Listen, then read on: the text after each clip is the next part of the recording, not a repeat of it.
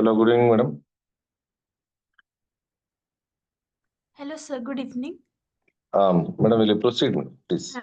Okay, sir. Hello, everyone. Welcome to Tawhid Foundation for Allied Healthcare Sciences, Bangalore. Today's class is about applied bacteriology for BSc MLT second year students. So, what exactly is applied bacteriology? Today's lecture is on this. So, this is one of the most important parts of microbiology because it directly connects what we study in the lab to what doctors see in hospitals. So, in this session, we will go through common infections like urinary tract infections, diarrheal diseases, food poisoning, sexually transmitted diseases, pyogenic infections, hospital acquired infections, and pyrexia of unknown origin, which we commonly called PUO. At the end, we will also focus on proper specimen collection, which is the backbone of microbiological diagnosis. So, learning objectives by the end of this lecture, you should be able to first understand the causative organism responsible for this bacterial infections and how they produce diseases. Second, it should be able to identify their important clinical features so that you can connect microbiology to patient syndrome. Third, you should understand how to diagnose this infection in the lab, including which specimen are required, and finally should be aware of the importance of specimen collection techniques because a poor sample means a poor diagnosis.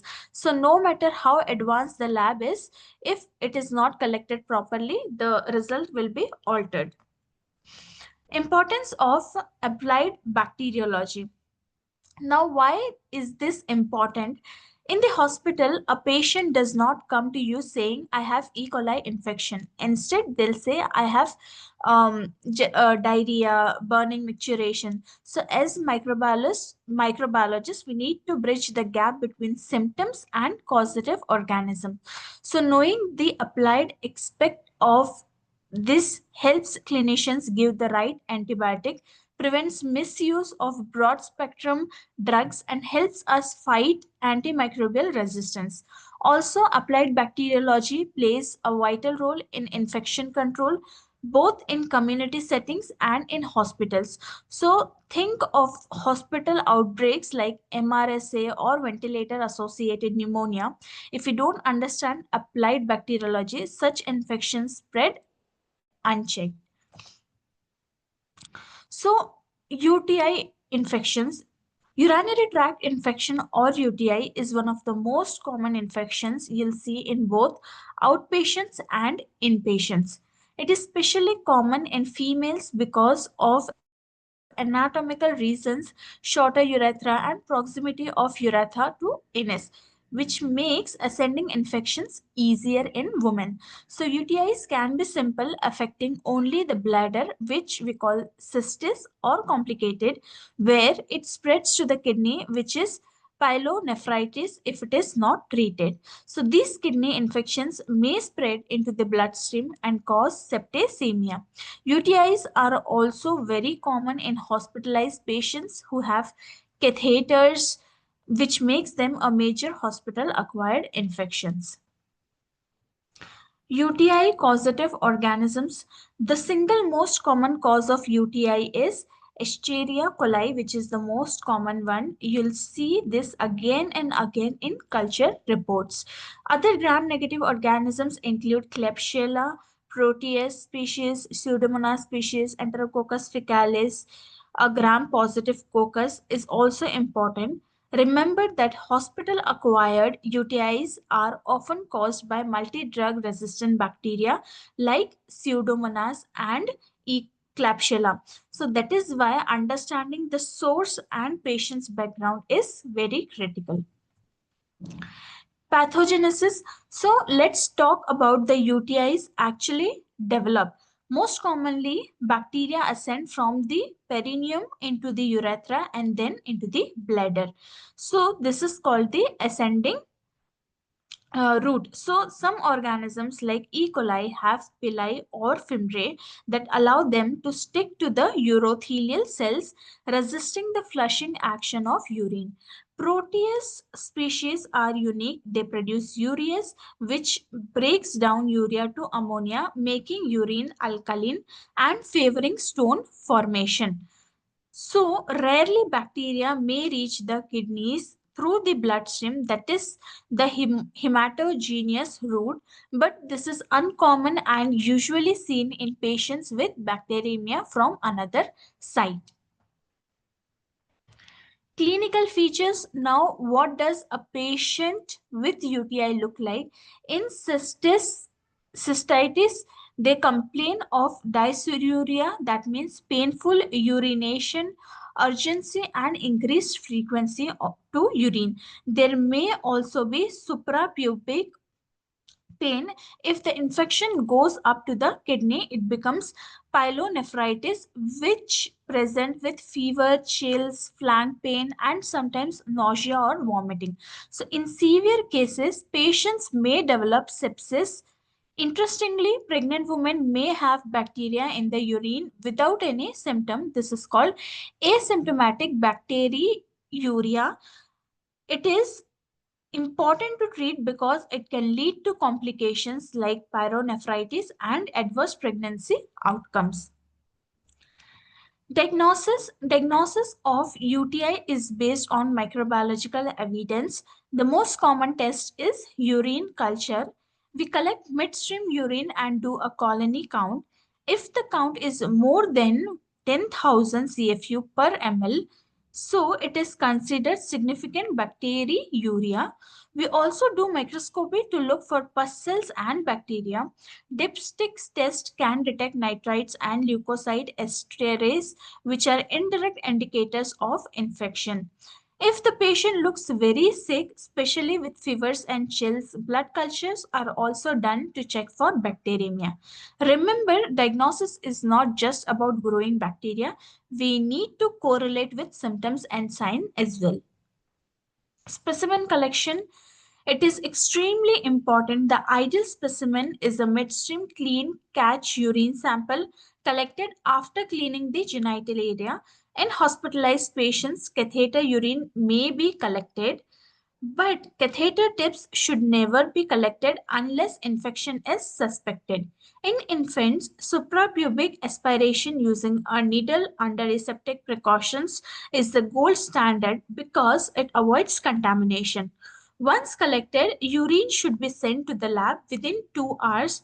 If it is delay is unavoidable, it must be refrigerated, otherwise bacteria will multiply and give false positive results. Diarrheal disease overview. So moving on to diarrheal diseases, diarrhea remains one of the leading cause of morbidity and mortality worldwide. Particularly in children under 5 years of age, it is also important cause of hospital visits and admissions. Diarrhea can be acute lasting a few days or chronic lasting more than 2 weeks. Clinically, we divide it into watery diarrhea, which causes a rapid dehydration, and dysenteric diarrhea, which is characterized by blood and mucus in stools. The most dangerous complication is dehydration, which can kill a child in hours if not corrected. Therefore, understanding the microbiological causes and the diagnosis is very important. Bacterial causes. So, Vibrio cholera will give rise to cholera, Shigella bacteria, bacillary dysentery, Salmonella species, enteric fever and gastroenteritis, and E. coli pathotypes. All these causes will be done. Viral and parasitic causes. Viral, it include rotavirus, norovirus, adenovirus, protozoa, Giardia lamblia, Entamoeba histolytica, Helminthes, strongyloids, glycolides, ascaris, which is very rare, and often mixed infections in children is seen. Clinical features. So, watery stool, it can cause dehydration in patients, dysentery with blood and mucus, abdominal cramps, vomiting, and fever in invasive diarrheal cases. Diagnosis. So, patients with diarrhea may present with a range of symptoms. Watery diarrhea leads to dehydration, which is characterized by this sunken eyes, dry mouth, and decreased urine output. So, uh, for this diagnosis, fresh stools for microscopy will be given, and in that stool samples ova, cyst, wbc will indicate the causes of disease. Stool culture, it can be subculture on media such as mcconkey agar and ss agar. Antigen detection is will be done through ELISA for rotavirus and PCR for E. coli and Vibrio bacteria. Specimen collection, fresh stool in sterile container, rectal swab if stool is not available, avoid preservatives for culture and collect during acute phase. Next is food poisoning. For this, prevention is pending. Prevention is an important as treatment. The key lies in ensuring safe drinking water, proper sanitation, and food hygiene. Vaccines are available for rotavirus and cholera. This for rotavirus, cholera, but and these are part of preventive strategies in many countries, but in hospitals hand hygiene is the most effective method to prevent this spread of diarrheal diseases, especially norovirus and c difficile. Educating patients and communities about boiling water, washing hands, and proper disposal of waste plays a vital role in reducing disease burden. So next is food poisoning. Now let us move on this topic. Food poisoning is defined as any illness caused by ingestion of contaminated food. It can result from preformed toxins as in Staphylococcus aureus food poisoning, or from organisms that multiply in the gut and then produce toxin such as Clostridium perfringens. The illness is usually acute with sudden onset of nausea, vomiting, abdominal cramps, and diarrhea. Most cases are self limiting, but severe cases, particularly those caused by Clostridium botulinum or Listeria monocytes, can be life threatening. This SRS cause enterotoxin, Clostridium botulinum, neurotoxin. Incubation period will be of short up to 1 to 8 hours, and vomiting is predominant. Cause toxin produced in gut, Clostridium perfringens, Bacillus cereus, watery diarrhea, cramps, and incubation period will last up to 8 to 6 hours. Invasive bacteria, it will be caused because of Salmonella species, Shigella species, pathogenic E. coli, and for this incubation period will be 12 to 72 hours. Specimen collection, stool samples, vomit samples, suspected food samples, gastric lavage fluid. It should be processed quickly once it is collected within 2 hours. So for this pathogenicity, as food poisoning can occur via different mechanisms, preformed toxins such as in S. aureus food poisoning act directly on the gut and cause rapid vomiting. So, in contrast, organisms like Salmonella invade the intestinal mucosa and cause inflammation, leading to fever and diarrhea. This Clostridium botulinum toxin blocks acetylcholine, refers it release at neuromuscular junctions, resulting in flaccid paralysis. This highlight why different foodborne illness present with varied symptoms from mild diarrhea to life-threatening paralysis.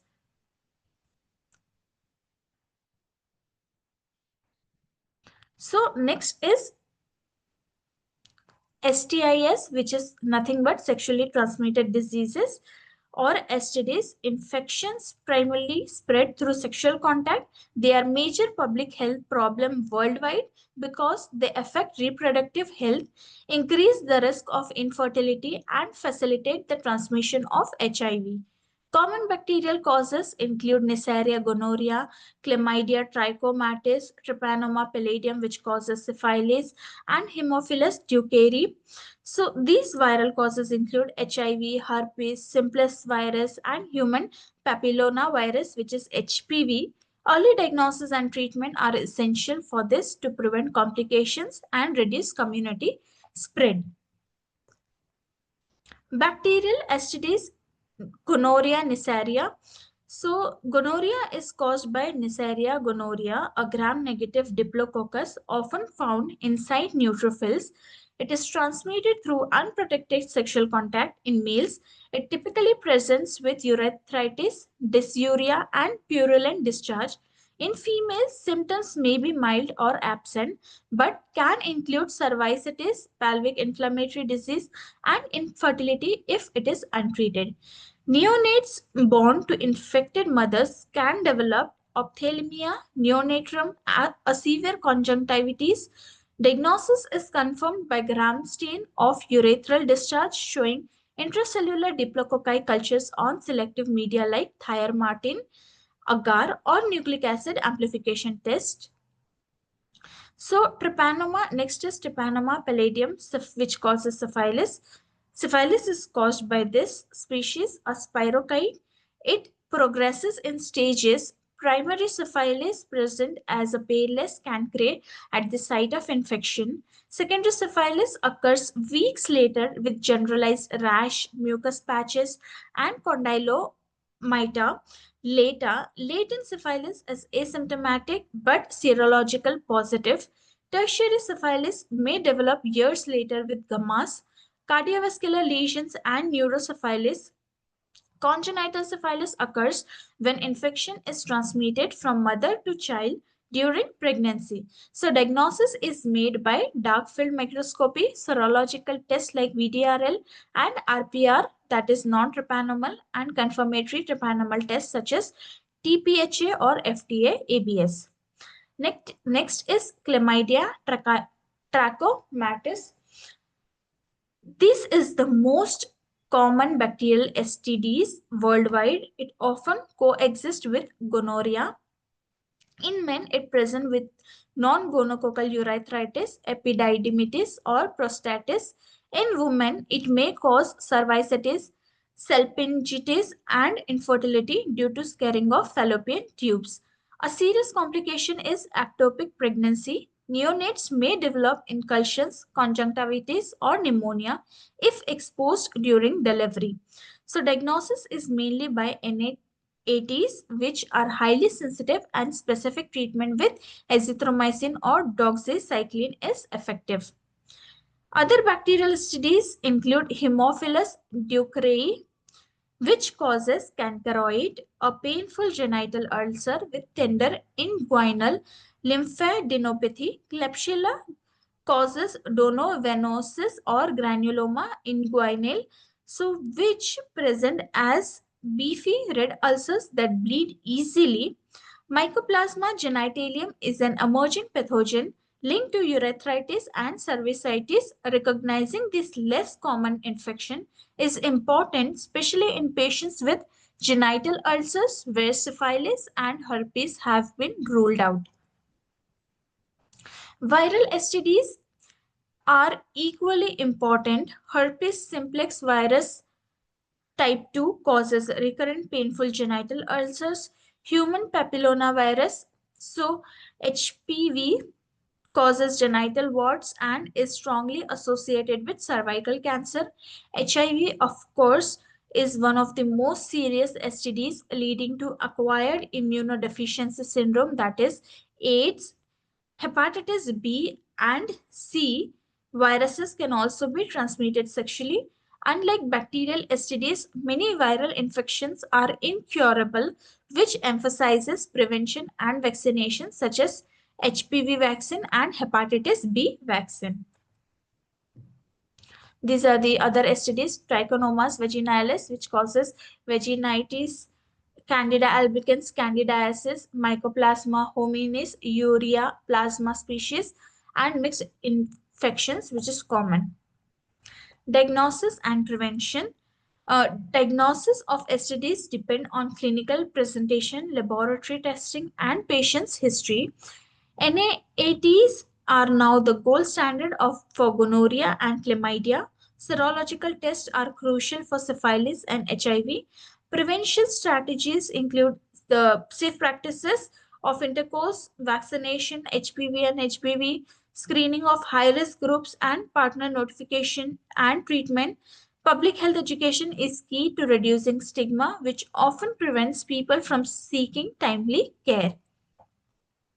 So, for this, urethral or cervical swabs will be done for microscopy and culture. Serological, all these tests include VDRL, TPHA, HIV, HBsAg, PCR for chlamydia and HSV, and dark field microscopy for syphilis. Specimen collection.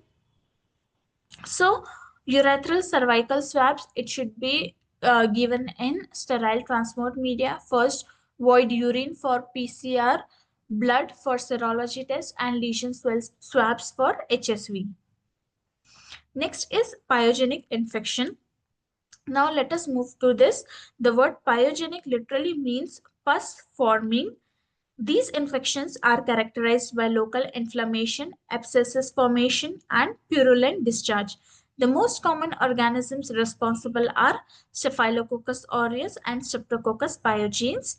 They are opportunistic pathogen and can infect skin, soft tissues, wounds, bone, joints, and internal organs. If not controlled, they may spread into the bloodstream, which is leading to bacteremia and sepsis. Causative organisms. So, Staphylococcus aureus is one of the most common pathogenic bacteria, that is pyogenic bacteria. It causes boils, carbuncle, cellulitis, osteomyelitis, pneumonia, septic, arthritis, and abscesses in various organs. It also notorious for producing toxins leading to conditions like toxic shock syndrome, scale skin syndrome, and food poisoning MRSA, that is methicillin resistant Staphylococcus aureus, which is a major hospital acquired pathogen resistant to multiple antibiotics, making infections very difficult to treat. Diagnosis is usually by pus culture and sensitivity testing. Next is Streptococcus pyogenes infection. Streptococcus pyogenes is a group A beta hemolytic streptococcus that also causes pyogenic infections. Common presentations include pharyngitis, tonsillitis, cellulitis, erysipelas, necrotizing fasciitis, and abscesses. So, post-streptococcal complications such as rheumatic fever and glomerulonephritis highlights a systemic impact. Diagnosis is by culture of pus, throat swabs, or wound swabs. Rapid antigen detection tests are also available for throat infection. Prompt treatment with penicillin is critical to prevent complication. Hospital-acquired infections. For this, gram-negative bacilli, Klebsiella, and Escherichia coli, and anaerobes in deep infections. For this, clinical features include abscesses, boils, carbuncles, cellulitis, wound infections, fever, leukocytosis, sepsis in severe cases. All this will be included in this clinical infection. Diagnosis is through pus aspirate, which is the best one, swab from deep lesions, which will avoid superficial liquids, gram stain, and culture, and sensitivity testing is must. Hospital-acquired infection or HIAs, also known as nosocomial infections, are infections acquired 48 hours or more after admission, which were not present or incubating at the time of admission. So this infection significantly increases morbidity, mortality, and the length of hospital stay and healthcare cost also. The most common HAIs include urinary tract infection, surgical site infection, bloodstream infections, and ventilator associated pneumonia. Immunocompromised patients, those with indwelling catheters, or those on prolonged antibiotics are at higher risk. These are the common causative agents of HAIs. Common sites: urinary tract, that is catheter associated; respiratory tract, VAP; surgical site infections, and bloodstream infections as well. Common causative agents of HIAs: the organisms responsible for HIAs are often multi-drug resistance. Gram-negative bacteria such as Pseudomonas aeruginosa, Acinetobacter baumannii, Klebsiella pneumonia, and E. coli are notorious culprits. Gram-positive organisms include Escherichia, especially MRSA, Enterococcus species including VRE, vancomycin-resistant enterococci. Fungi like Candida albicans also play a role, particularly in immunosuppressed patients. Because of the resistance, these pathogens are difficult to treat and require strict infection controls. Risk factors: indwelling catheters, ventilators, immunocompromised patients, prolonged hospitalization, broad spectrum antibiotic, these are the risk factor for hospital acquired infections. Specimen collection: urine sample, blood, sputum sample, wound swabs, catheter tips, central line samples, strict aseptic precautions, and all this specimen collection should be sent immediately once it is collected to the lab to avoid contamination. So these are the types of hospital acquired infections. So catheter associated urinary tract infection, CAUTI, occurs due to prolonged catheterization. Ventilator associated pneumonia, VAP, occurs in patients on mechanical ventilation. Central line associated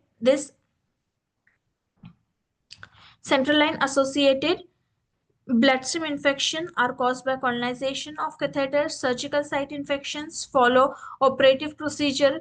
Each of these infection not only complicates patient's recovery but also leads to outbreak if infection control measures are very poor. So this sample collection should be done very carefully without any contamination in sterile condition.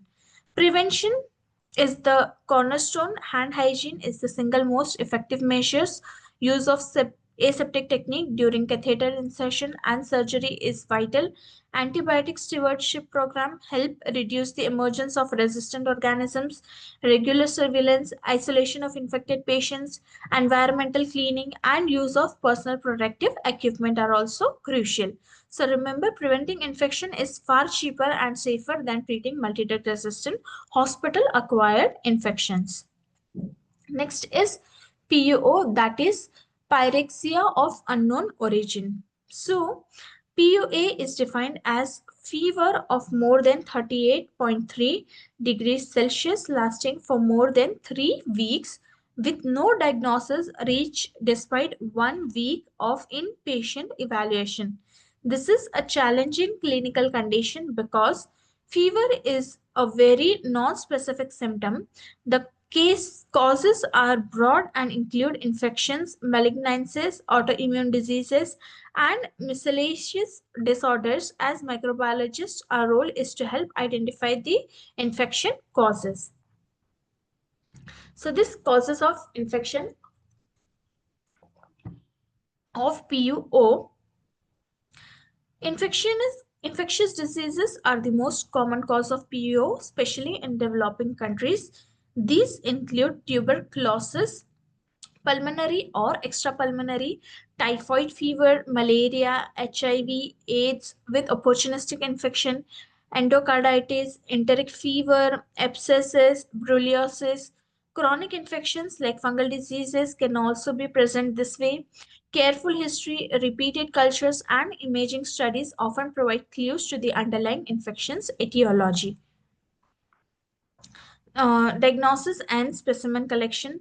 So infectious diseases are the most common cause of PUO, especially in developing countries. This include tuberculosis, typhoid fever, all this. So, with opportunistic infection, and it can lead to severe diseases as well. So, non-infection causes include malignancies, lymphoma, and leukemia, and autoimmune conditions such as systemic lupus, erythematitis, rheumatic arthritis, and vasculitis. So, diagnosis of PUO requires a systemic approach. Basic investigating include repeated blood cultures, urine cultures, chest x-ray, and complete blood counts. Special tests such as serology for HIV, malaria smears, tuberculin test, and PCR assays may be required. Imaging such as ultrasound, CT, or PET scan can reveal hidden abscesses or tumors. Sometimes invasive procedures like bone marrow aspiration or biopsy are needed. The key is to proceed step by step and avoid unnecessary empirical treatment unless the patient is critically ill. Next is applied bacteriology. So in applied bacteriology, we'll study about this four things. That is, first is water bacteriology. Second is food bacteriology. Third is milk bacteriology, and last is environmental bacteriology. Water bacteriology. One of the most unique features of Earth compared to other planet is its continuous supply of water. Water is absolutely essential for life. Humans, animals, and plants all depends on it. So it also supports agriculture and industry, which are vital for human survival. Without water, there is no life, no food, and no development. Therefore, we say life on earth is entirely and exclusively dependent on water. Apart from being essential for life, water must also be safe to drink. Safe drinking water is defined as water that does not pose any significant health risk over a time of consumption. This definition takes into account different age groups and sensitivities. For examples, infants, pregnant women, and immunocompromised people. In simple terms, safe water should not cause illness even if consumed daily for years. Bacteriological examination of water is performed routinely by water supply authorities and government agencies. This ensures that the water provided for drinking, bathing, swimming, and other uses is safe. The main aim is to detect whether the water has been contaminated with disease causing microorganisms which could pose risk to public health. So that is why safe examination of water is must. Water can get contaminated into two main ways. First is directly when human or animal feces enters a rivers, lakes, or wells. Second, indirectly through improperly treated sewage or malfunctioning sewage treatment plants. The organisms of greatest concern are intestinal pathogens, especially those that cause typhoid fever and bacillary dysentery. Even a small amount of contamination can make water unsafe. Common diseases spread by water. So, contaminated water is a major source of infectious diseases. Common diseases spread by unsafe water include typhoid fever, cholera, various diarrheal diseases, and viral hepatitis A. This illness can spread quickly, affect large populations, and remain major public health problems in many countries.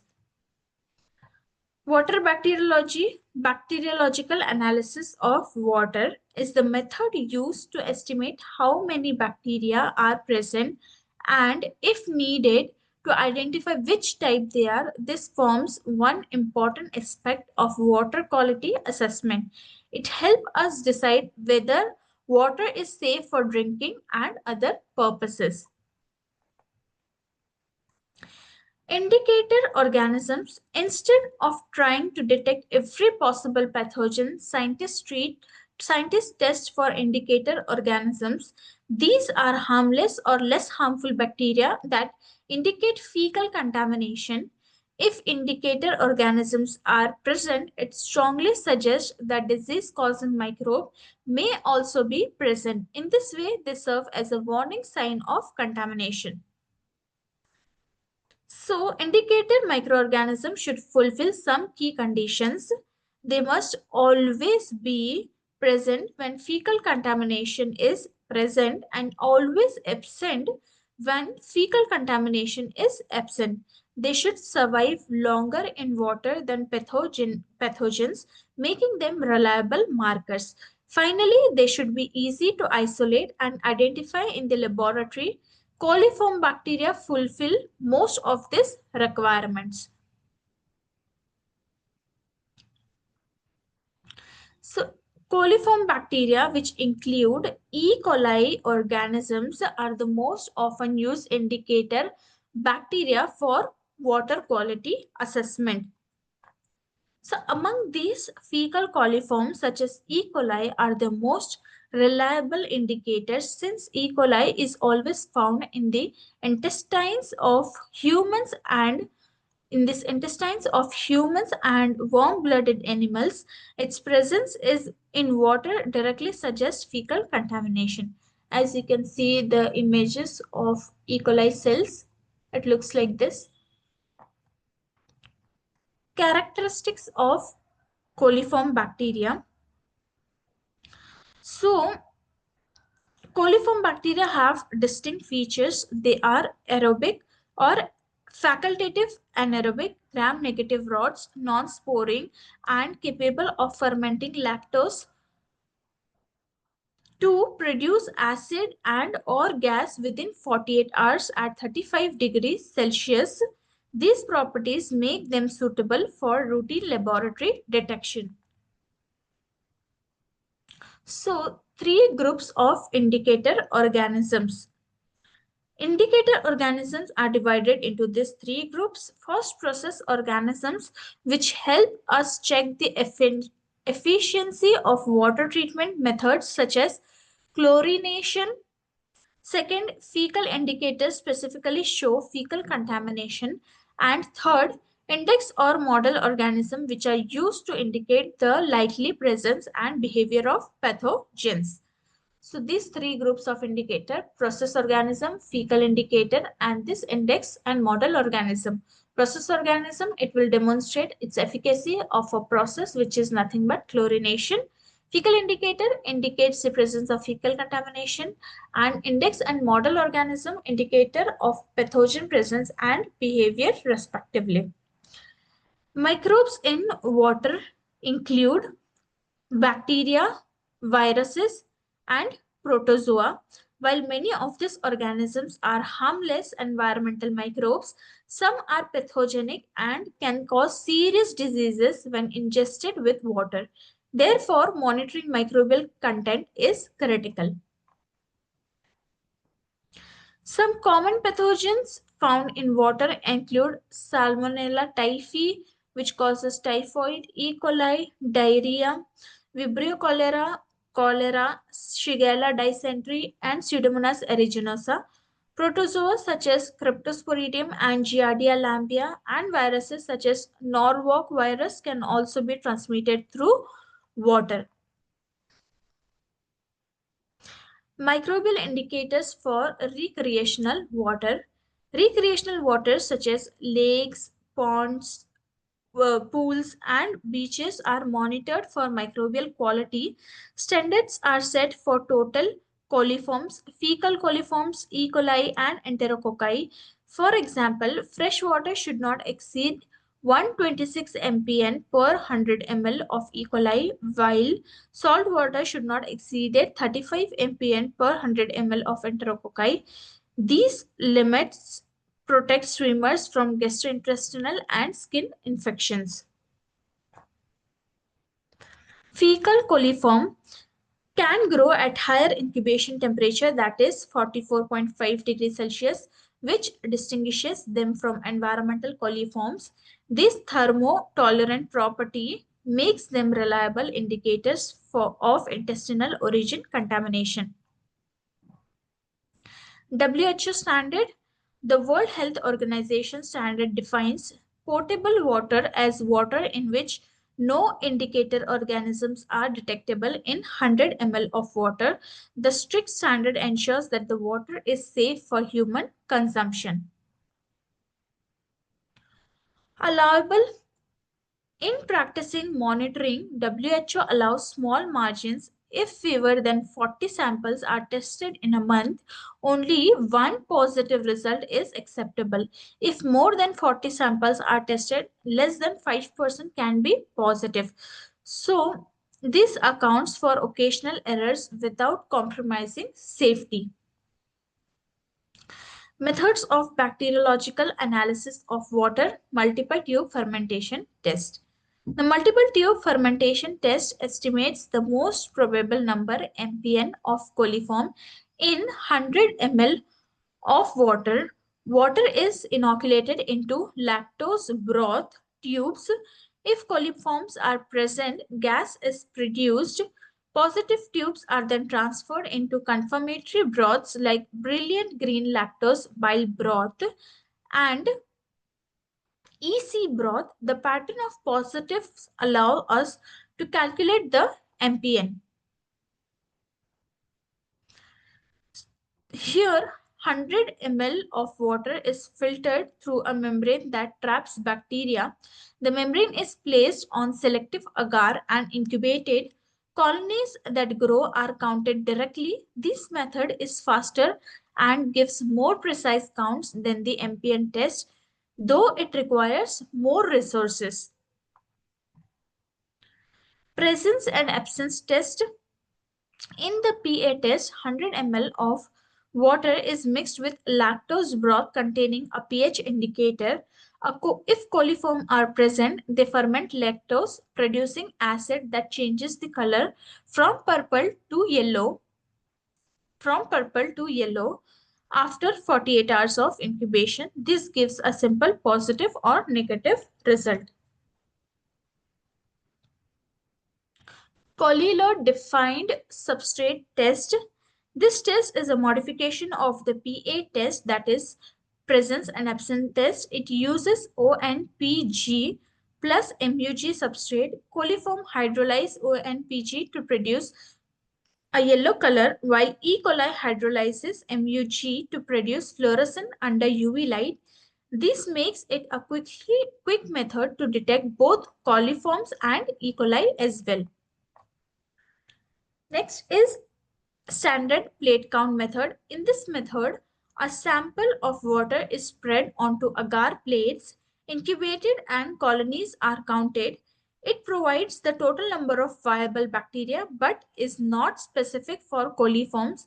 It is mainly used as a general indicator of microbial load. So, besides coliform, other organisms are also used as indicators.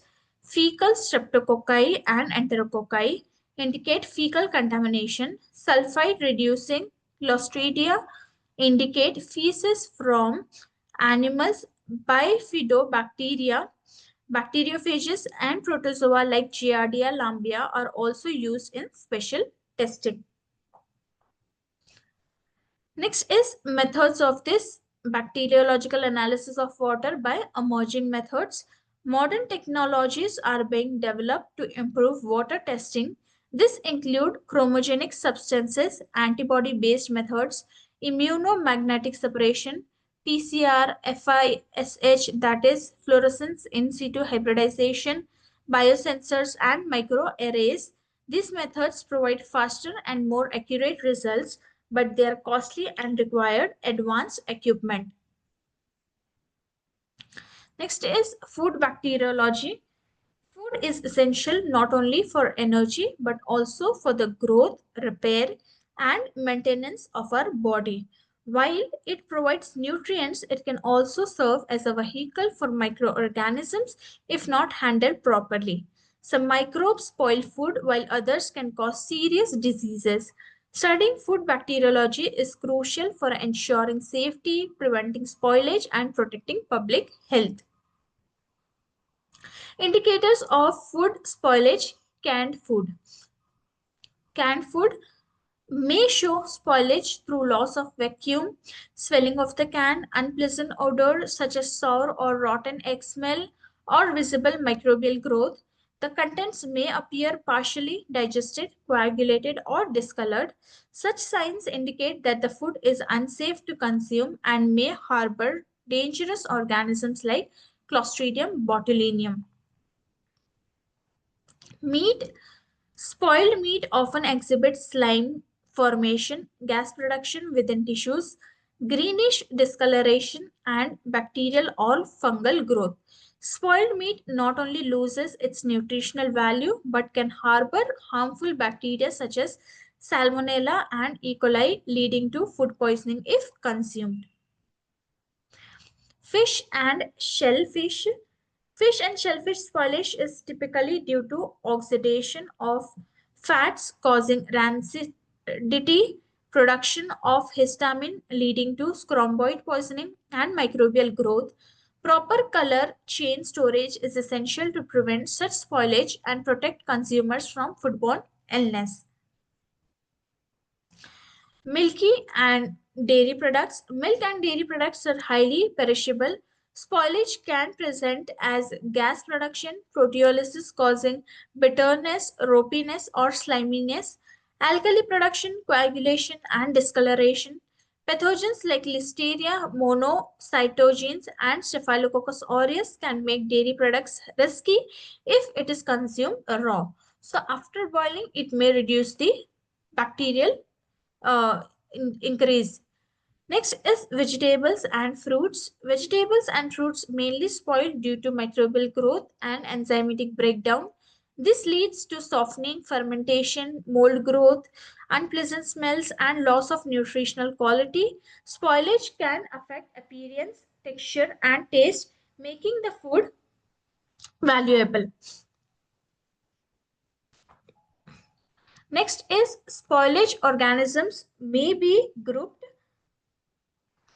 according to growth requirements and type of activity. So for according to growth requirement, mesophilic organisms grow best at moderate temperature around 35 degrees Celsius. Examples include Bacillus and Clostridium. They are responsible for spoilage of cooked or room temperature foods and can produce toxins leading to foodborne illness.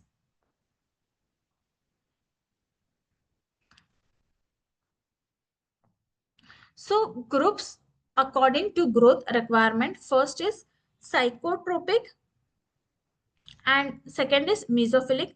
So for psychotropic, organisms can grow at refrigeration temperature, which is why some food still spoils even when stored cold. Example include Pseudomonas and Acromobactin, Flavobacterium and alkaligens. These organisms can spoil milk, meat, and other refrigerated products. Next is mesophiles. So it will grow at temperatures around 35 degrees Celsius. Example include Bacillus and Clostridium. Third is thermoduric. Thermoduric organisms survive mild heat treatment such as pasteurization. Examples include Micrococcus, Streptococcus, Bacillus, Lactobacillus, and some Clostridium species. Although pasteurization kills most pathogens, these organisms may survive and spoil the food over time. Next is thermophilic. Thermophiles grow at high temperature and can survive heat processed food. Example include Clostridium thermosaccharolaticum, Clostridium stethomorphilus. These are the examples include they can spoil canned food and other heat processed items if proper heat treatment are not applied. Next is anaerobic. Anaerobic organisms such as Clostridium grow in oxygen-free environments and are commonly associated with canned foods. Osmophiles like yeast grow in high sugar environments. Example jams, honey, and syrups. Both types can spoil foods even under preservation conditions. Next is osmophilic. Anaerobic organisms uh, can grow in highly concentrated sugars, that is Saccharomyces. Next is halophiles. So halophiles require salt for growth. Halotolerant organisms like S. aureus, Staphylococcus aureus can spoil salted foods like pickles. Slightly halophic organisms spoil marine fish and shellfish. Moderate and extreme halophile can cause spoilage in heavily salted fish and other high salt foods. Next is slightly this halophilic, as I mentioned with this halotolerant, Pseudomonas, Moraxella, Acinetobacter, and Flavobacterium include in slightly halophilic. And it requires certain minimal concentration of salt, that is NaCl for growth. Moderate halophiles, salted food, spoilage of salted food, Micrococcus and Bacillus will be seen. And extreme halophiles, it will spoil salted fish and hides. Next is groups according to type of activity. First is acid producing organisms. So lipolytic and this lactic acid bacteria. Acid producing bacteria such as this lactic acid bacteria, Streptococcus and Lactobacillus ferment sugars into lactic acid, while useful in yogurt or pickles. Unwanted acid production can sour other foods leading to spoilage. For lipolytic, bacteria break down fats causing hydrolytic or oxidative rancidity. This results in bad odors and flavors, particularly in fatty foods like butter, cream, and margarine. Examples include Pseudomonas, Achromobacter, and Staphylococcus aureus. Next is pactinolytic bacteria. For pactinolytic and proteolytic, pactinolytic organisms degrade pactin in fruits and vegetables, causing softening and loss of gelling ability. Example is Aeromonas, Arvinia. Proteolytic organism degrade proteins, producing foul smell and off flavors, especially in meat and protein-rich food. Example is Bacillus, Clostridium, and Proteus, Pseudomonas species. Removal and control of microorganisms in food. Several methods prevent microbial growth in food. Heat treatment, pasteurization, UHT, steam under pressure kills bacteria. Cold storage and freezing slow down microbial growth, which will reducing water content through drying prevents growth by limiting available water.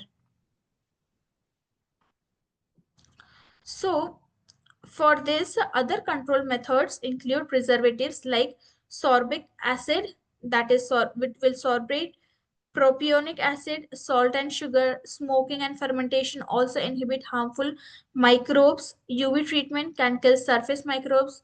The method chosen depends on the type of food and likely contaminants.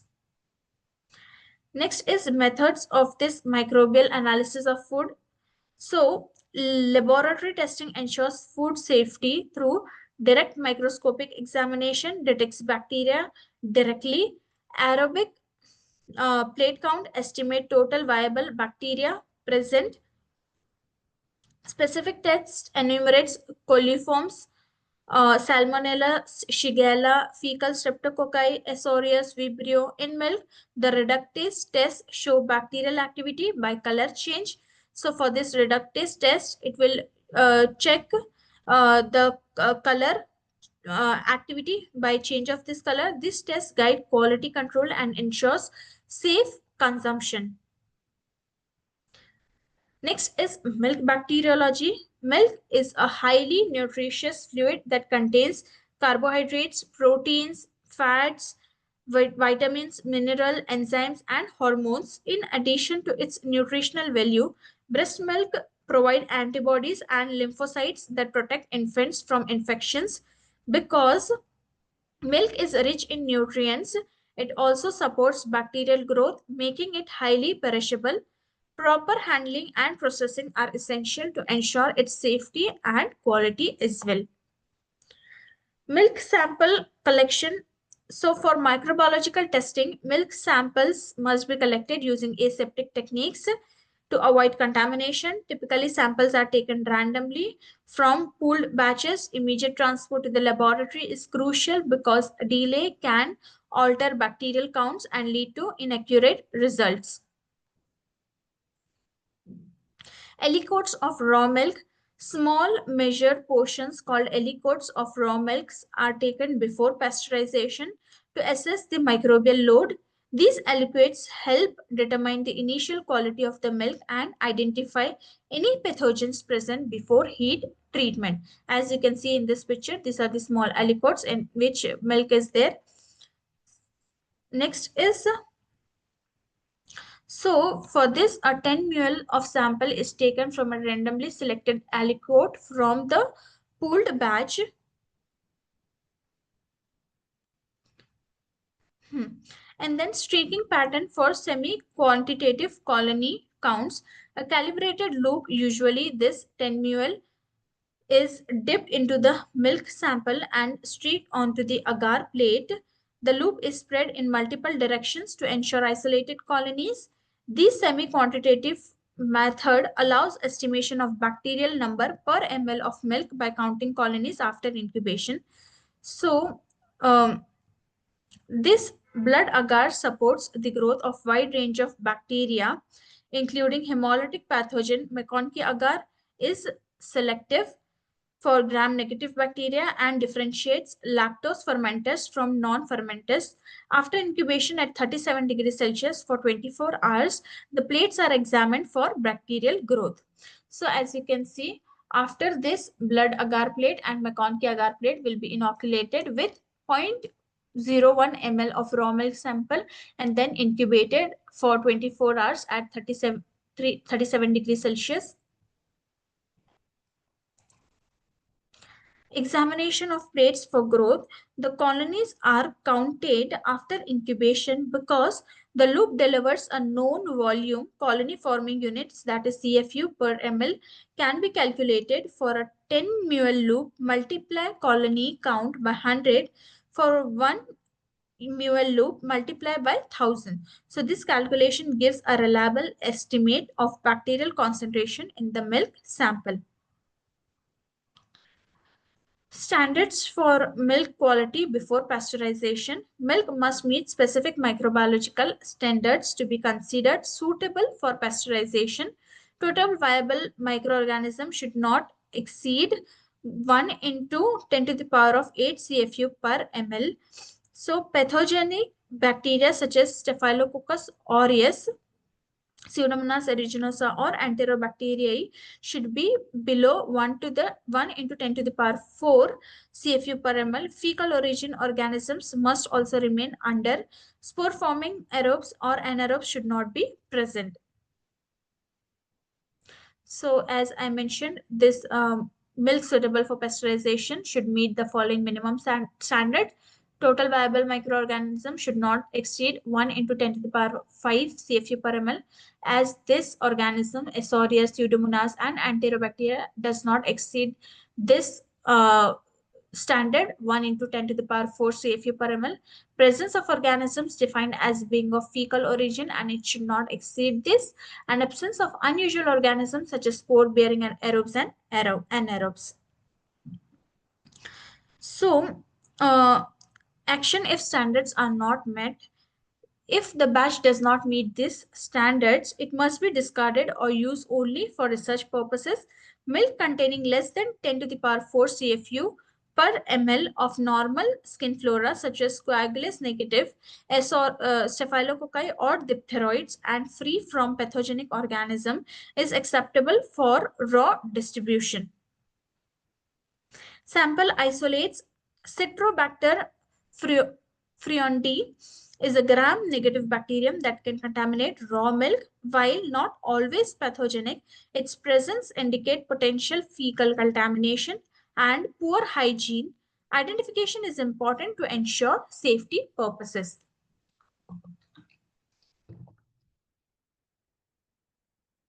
Staphylococcus aureus. So for this, Staphylococcus aureus is gram-positive cocci that can cause food poisoning Through heat-stable enterotoxin, its presence in milk is a serious concern, highlighting improper handling or mastitis in cow. So these are the organisms of sample isolates: Pseudomonas aeruginosa, E. coli, Enterococcus faecalis, S. aureus, Intermedius, Acinetobacter baumannii, and Stenotrophomas melophilia. This coagulase negative, Proteus malleabilis, Klebsiella pneumonia, and S. aureus. So all these bacteria can spoil milk or indicate contamination. Pseudomonas aeruginosa produce enzymes that degrade proteins and fats. Klebsiella pneumonia and Proteus mirabilis are opportunistic pathogen, while Staphylococcus intermedialis is associated with animals and indicates hygiene lapses. Next is milk bacteriology for pasteurization. Pasteurization is a heat treatment that kills harmful microorganisms while retaining most nutrients and natural antimicrobial properties. It ensures milk are bacteriologically safe and extends shelf life. Proper pasteurization eliminates pathogens such as Mycobacterium bovis and Salmonella species. After pasteurization, milk batches are tested to confirm bacterial safety. Samples are streaked onto blood agar and incubated at 37 degrees Celsius for 24 hours. As this 24 hours, any bacterial growth results in rejection of the batch. Pasteurized milk should be frozen promptly, and any non-compliant batches are used only for research purposes. So it will remove 1 bottle per batch and get an allocate for bacteriologic testing. All pasteurized milk should be prompted frozen for storage. Any bacteriologic growth is unacceptable for pasteurized donor human milk. And if the processed milk does not meet the standard, the whole batch must be dispensed or only used for research purposes. So the roots of environmental microbiology. Next is environmental bacteriology. Environmental bacteriology focuses on studying bacteria present in air, water, or soil and other surroundings. These bacteria can influence human health, animal health, and ecosystems. Some are harmless or even beneficial, while others can be pathogenic or indicate contamination. Understanding environmental bacteria is important for public health, hygiene, and disease prevention. So, study of the composition and physiology of microbial communities in environment. Air is a medium that can carry microorganisms, including bacteria, fungi, viruses. Airborne bacteria can be introduced through dust, water droplets, or human activity. Monitoring air quality, especially in hospitals, food industries, and laboratories, is crucial to prevent infections and contaminations. So the mission of this environmental microbiologist to pursue the goal of this environmental sustainability defined as utilization of environmental resources for benefit of human health and welfare without any deterioration of physical environment or biological communities contained. So critical components of these biological communities are microbial communities housed within the environment, and this challenge for the environmental microbiologist to enhance understanding of these communities in order to achieve environmental sustainability. So with this, we finished this applied bacteriology summary. Introduction for this applied bacteriology studies bacteria causing human disease and their diagnosis. It helps in rational treatment, infection control, and public health. All the diseases which is included: UTI infection, common in female communities and hospitals. Causative agent is E. coli, which is most common. Klebsiella species, Proteus mirabilis, Enterococcus, and Pseudomonas aeruginosa. Pathogenesis: ascending infections, pilarization, and urease activity.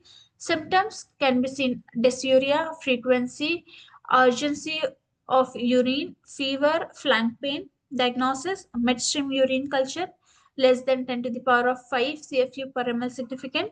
Specimen can be MSU, catheter urine, and suprapubic aspiration. Next is diarrheal diseases. Major cause of morbidity, especially in children. Causes is through bacterial, viral, protozoan. Bacterial infection include Vibrio cholera, Shigella, Salmonella, pathogenic E. coli. Viral, rotavirus and norovirus. Protozoa, Giardia lamblia and Entamoeba histolytica. Symptoms seen is watery stools, dehydration, dysentery, abdominal pain, and fever. Diagnosis, stool microscopy and culture can be done, antigen test and PCR. Food poisoning, it is due to contaminated food, toxin, or invasive bacteria. Preformed toxins include Escherichia and Clostridium botulinum. Toxins formed in gut, Clostridium perfringens and Bacillus cereus. Invasives in Salmonella, Shigella, pathogenic E. coli. Specimens include stool, vomits, and food samples will be given. Sexually transmitted disease, STDs, spread by sexual contact, public health concern. Bacterial species include gonorrhea, Neisseria, gonorrhea causes Neisseria, Trypanosoma causes syphilis, chlamydia, and cankeroid. It is viral and it can cause HIV infection, HSV, hepatitis, HBV. Others, trichomonas and candida species. Diagnosis is through swab, serological test, PCR, polymerase chain reaction, microscopy. Next is pyogenic infection. It is nothing but pus forming, common in skin and wounds. Causative agent is Staphylococcus aureus species, Streptococcus pyogenes, GNB, and anaerobes. Features seen is abscesses, boils, cellulitis, fevers, and sepsis. Diagnosis is through pus aspirate, culture, and antibiotic sensitivity. Next is hospital-acquired infection. It occurs after 48 hours of admission. Sites of the body, UTI, respiratory, surgical, and bloodstream. Organisms caused Pseudomonas, Acinetobacter, Klebsiella, MRSA, that is methicillin-resistant Staphylococcus aureus, VRA, and Candida species. Risk factors is catheters, ventilators, long stay in hospitals, and long terms on antibiotics. Pyrexia of unknown origin, that is PUO. In this, fever is less than 38.3 degrees Celsius for continuous days, weeks, undiagnosed after 1 week. Causes is tuberculosis, enteric fever, enterocarditis, abscesses, and HIV infection. Diagnosis is through blood cultures, serological test, and biopsy. Watery bacteriology, safe water that if consume safe water, no health risk. Contamination is because of feces and sewage disposal. Waterborne diseases, typhoid, cholera, and hepatitis A. Indicator organisms, coliforms, especially in E. coli. Test MPN, membrane filtration, presence absent test, collular test, and plate count test. WHO standard, according to WHO, no coliforms in 100 ml is potable water. Food bacteriology, food spoilage indicators, odor, foul smell, slimy texture, coagulation, and discoloration of food. Spoilage organism classified by growth requirements, that is psychotrophs, mesophiles, thermodiuric, thermophilic, halophiles. Activity, acid, proteolytic, lipolytic, and pactinolytic. Control, heat, cold, preservative, dehydration, fermentation, and ultraviolet light. Microbial analysis, plate count, coliforms, Salmonella, Shigella, Escherichia, and Vibrio species. Milk bacteriology, milk provide nutrients plus antibodies. Standard 10 to the power of CFU per ml of total bacteria. Pathogens include Escherichia, Pseudomonas species, and Enterobacteria species. Testing is through loop inoculation on agar media, and after incubation, colony count will be done, and then multiply using standard method. Pasteurization ensures safety. Post pasteurization, milk must show no growth. Last is an environmental bacteriology, study of microbes in soil, water, air, and artificial environments. Goal is environmental sustainability. It includes microbial ecology and bioreactor studies. Question parts. Questions for 3 marks. First, define significant bacteriuria and its diagnostic value. Second, list 3 bacterial causes of diarrhea. Third, name 2 bacteria producing preformed toxins and food poisoning. Fourth, mention 2 viral STDs. Fifth, Write 2 clinical features of pyogenic infections. 6. Define hospital-acquired infections with 1 examples. 7. Give 2 indicator organisms of water contamination. 8. List 2 methods of water bacteriological analysis.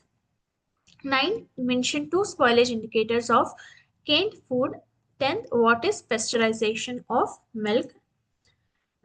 Questions for 5 marks. This first, describe pathogenesis and diagnosis of urinary tract infection.